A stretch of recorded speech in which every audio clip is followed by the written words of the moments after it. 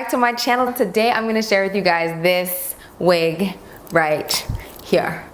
And yes, honey, it's a frontal. If you'd like to know how I laid this frontal, then keep watching. Alright guys, so this wig is from OMGqueen.com and this is their thick Yaki bob. So this one comes with a middle part and a fairly angled blunt cut. So you see, if you don't know how to tweeze, this makes your life a little bit easier. Alright, so first things first, I pop up Reese all the honeys. Just joking. Let's bleach these knots. For bleach, I am using Schwarzkopf's Blonde Me 9 Levels of Lift Bomb Stuff. If you don't know about it, be about it. As well as with 30 Volume Developer. And I'm going to add in, I've showed you guys this before, but it's the Blonde Me Blue additive, and it helps to bleach and tone at the same time. As well, I'm going to be adding this Color Flex, which is kind of like Olaplex, but you don't have to change your formula, so it helps to keep the integrity of the hair. So as I'm going to mix everything into this little bowl here, so I've got the bleach, blue additive, and just a bit of developer. Like, you want to make this a thick paste. This is going to help with like not bleeding onto the actual hair, and it's just gonna make it so much easier to control. Like, I don't ever recommend making a mixture this thick that you're ever gonna put on like a real person's head. It defies all the rules. Never put a mixture this thick on your real hair or on real human beings' hair, like a person attached to it. But for bleaching knots, y'all, it'll get you right. So I apply this layer on, play it on thick all over, and I let that process for roughly 10 to 20 minutes, depending. Then I proceed to wash it out. You do not need to use neutralizing shampoo when you're washing out bleach, y'all. Water neutralizes it. It's not going to keep processing if you use water. That's all you got to do.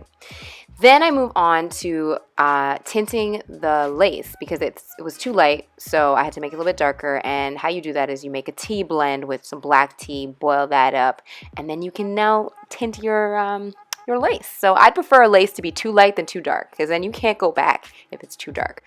Okay, so this is the wig after bleached and tinting the lace. So I'll put it on a styrofoam head, but if you don't have a styrofoam head, you can just take your mannequin, put a piece of paper towel on it, and then that way when you put on your wig, you can see everything that's going on if you need to customize the hairline a bit more and get a real visual of how it's going to look. So as I mentioned before, this wig already comes with a part. So I feel like this, if you're not super experienced with tweezing and all that stuff, this wig is very good for you. It comes with a part already. The hairline is lower density, so you don't have too much to pluck. Like, this is the hairline before I customized it, before I actually tweezed too much out. So it's, look at that. You got something to work with, girl. Okay, so what I did here is I felt like it was a bit dense around the part, so I'm just going beside the part and thinning it out a bit, and this is just going to ensure that it lays really flat on my head. So sometimes tweezing isn't just for the hairline, it's just for areas that you feel like are too dense and you want it to be a bit flatter. As well, I'm not a fan of a perfectly clean straight part, so I went into the part and made it a little imperfect by just plucking out random hairs along the way. Another pointer when you are plucking, keeping the hair wet is a dream. It makes your life so much easier than when you try to pluck it dry. So keep that in mind. So you can see that this is the side that I've now customized. It's not so far off from what it already came like, which means that my work was a lot less. This also means that depending on your natural hairline and the size of your forehead, you might not actually have to do too much customizing because the density of the front is a lot lower than your average lace wig. So I forgot to show you guys when I put the band on, but I've done that in other videos, so I think that's pretty straightforward. I put the band on to make sure that it lays nice and secure. I flip it up, and we're gonna try this out now and see how this goes. Okay, so now I'm going to fix up like the baby hair life. I like to do that on my head because I like a lot of baby hair, but I have some of my own, and then it just gets too much if I do it on the frontal, on the mannequin head sometimes. So I like to gauge it on my head. So I pull that first row down, and then I start to cut it shorter and shorter. I don't make it too short because I want it to have a bit of weight so that when I lay it down, it's not just like spiking up. So I repeat this step on both sides.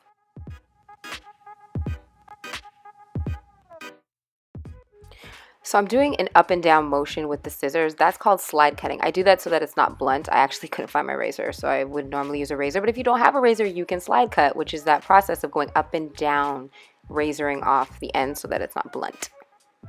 So once I've got my desired amount of baby hair, I use this old little angled brush. I like to have some water on hand in a little bowl.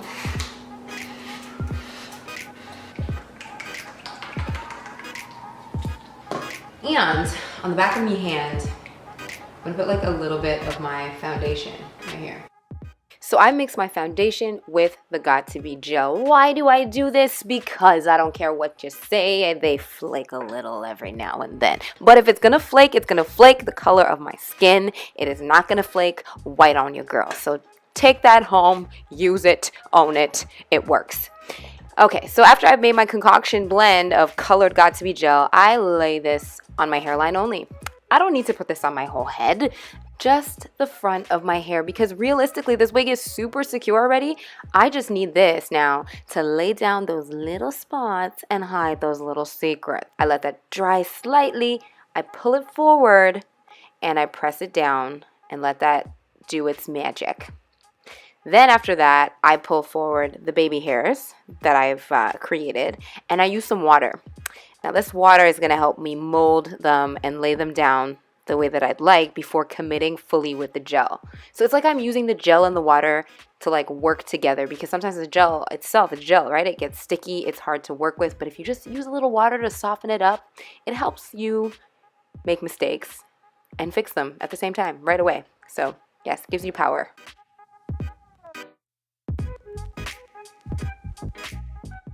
So once I'm done kind of sculpting the shape of the baby hairs that I want, I move on to the sideburn area. And that's the little tricky flap that gets everybody annoyed, because it's just a flap and it's annoying. So anyways, I put the gel on my hair, on my actual sideburns, on my scalp, all of it. And then I pull it forward, lay it down. And I use the tail comb to like hold it. I think it's much better than your finger. Your finger seems to just kind of take up way more space. And then I take the blow dryer and let that settle in. Let it dry, honey, let it dry.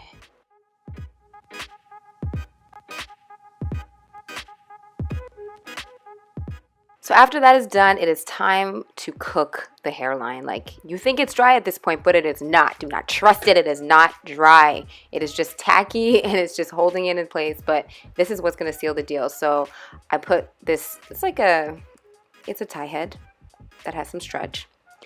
It doesn't have to be the specific one. You can use whatever's going to work for you. But my biggest pointer is letting it sit long enough, like 45 minutes, an hour. Pull out your blow dryer. Make sure that bad boy is in position, and pull out your little sideburns. Make sure they're going in the direction you need them to go. Yeah, we'll just go straight, I guess.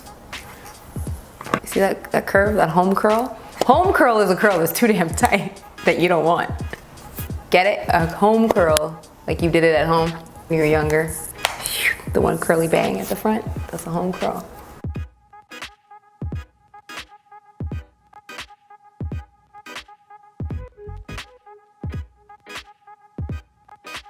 This bow looking cute now though. Okay, let's take it off. All right, so after I've taken it off, now I can just touch up the areas that need a little attention from the flat iron, straighten that out, and honey, you are done. You can put on a little accessories, you know, highlight that too. Oh, and one last thing. How could I forget? The sideburns. So for this style, I want to keep them a little bit long, but not too long. So I went like just below my chinnish area and slide cut that just to make them a bit shorter. So this is the finished look, y'all. I hope you guys enjoyed this video and I hope you found it helpful. I tried to make it detailed, you know. Alright guys, thank you so much for watching. That is all for today. Don't forget to hit that subscribe button, as well as don't forget to turn the notifications on, darling. Très important. C'est très important. As well as give this video a thumbs up if you liked it and you found it helpful, or if you will be getting this wig right here. Oh. Yeah, I really only have one earring on.